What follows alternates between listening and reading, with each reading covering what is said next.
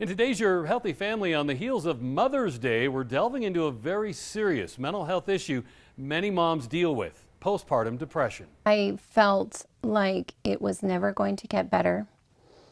I felt like I was not a benefit to my children anymore, that they would be better off without me, because I was so tired, I was so anxious, I was having these negative thoughts that I couldn't explain or will away. I couldn't think my way through it.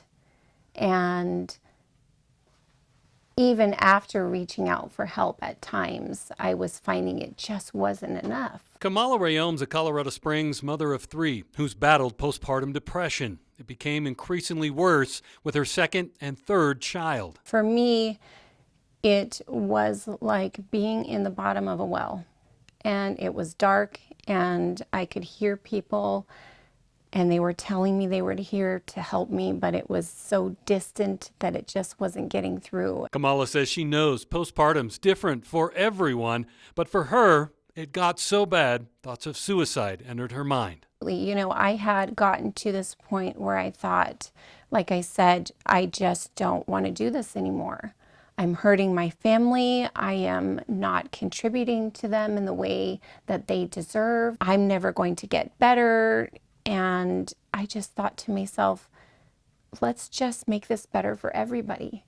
But looking back now, I can see that's the postpartum depression talking, not me. Kamala's biggest hope from sharing her story is that other women like her will get the help that she's gotten. If you have any doubt, if you have any question about, is this the norm for me, just ask.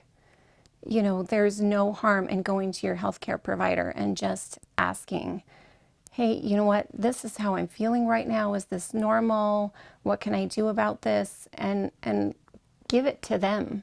Dr. John Fleming with the Southern Colorado TMS Center treated Kamala and says even for the worst types of depression, there are new and effective treatment options emerging all the time. Treatment-resistant depression and postpartum depression are so hard for patients to deal with and for doctors to deal with. The good news is that we are seeing more and more developments, and while we're all frustrated with the slow pace of improvement, it's at least happening. People should not give up. There's lots of options. Come and get help. Go and get help. Let's see what we can do. If medicines have failed you before, there's new things now. It's important not to ignore depression.